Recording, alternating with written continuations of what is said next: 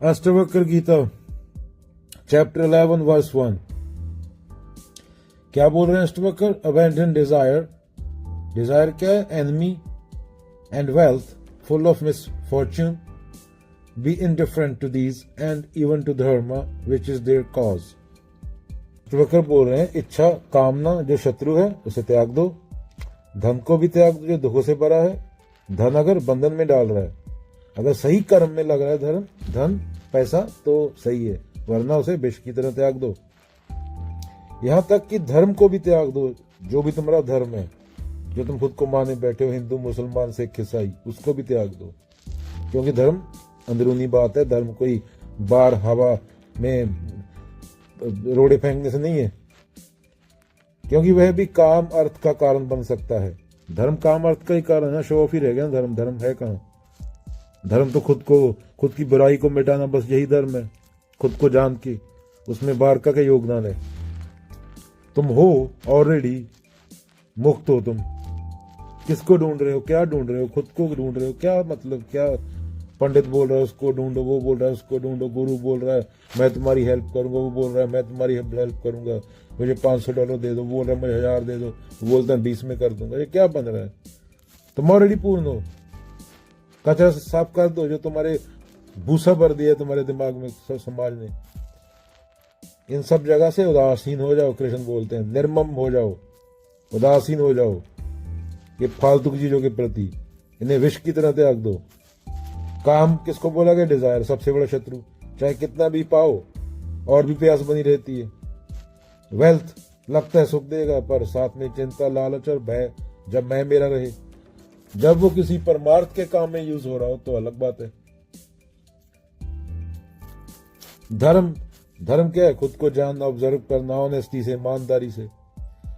विचार क्यों उठ रहा है, किसको उठ रहा है, मैं कौन हूं, क्या हूं, किस लिए हूं, मेरा होना किस लिए है, फ्री विल नाम की कोई चीज है, जिंदगी का अर्थ क्या है? ये सवाल बाहर से नहीं, ये खुद से पूछे जाते हैं। क्योंकि तुम्हारी स्थिति तुमसे अच्छा कोई नहीं जानता अंदरूनी। साधारण धर्म भी कई बार कामना और धन की इच्छा का साधन बन जाता है, जैसे पुण्य कमाने की चाह। तो असली शांति केवल तब है जब इन चीजों को बराबरी से देखो और इनसे परे हो जाओ। अष्टवक्र क्या कह रहे हैं? कामना तुम्हारी दुश्मन है, पैसा अनर्थ का घर है, और जिस धर्म को तुम पकड़े बैठे हो वह भी कई बार काम और पैसे की भूख से पैदा होता है। इसलिए सबको हल्के में लो, नादर करो, त्याग दो इनको फालतू की चीजों को। इंसान सोचता है मैं धर्म करूंगा मुझे पुण्य मिलेगा, अगला जन्म अच्छा होगा। सब कपोल कहानियों मत जियो, कपोल कल्पनाओं में। पर देखो ये भी सौदा है, व्यापार है, यह भी इच्छा है, लाभ का खेल है, लाभ हानि का खेल है।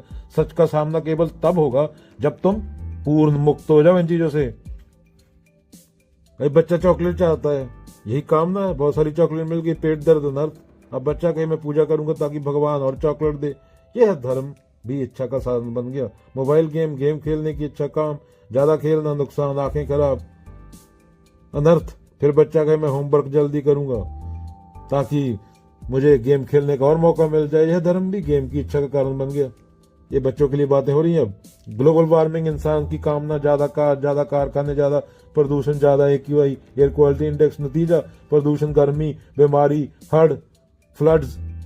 अब इंसान धार्मिक यज्ञ करता है, इंद्र को खुश करने के लिए मीठे चावल बनाता है। चावलों से क्या होगा? कोरोना चावलों से थोड़ी भागेगा। चामचिड़ खाओ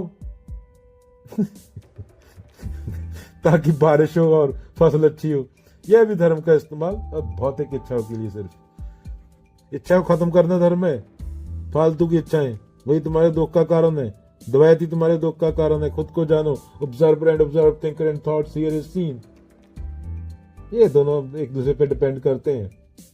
observe and observe same, only observation taking place. तो अष्टवक्र क्या कह रहे हैं? सबका नादर कर दो, सबको नेति कर दो, और अपने सत्य स्वरूप, जो तुम्हारा स्वरूप है आत्मा सत्य, उसमें स्थित हो जाओ। इन सब का त्याग करने के बाद ही खुद को जान पाओगे।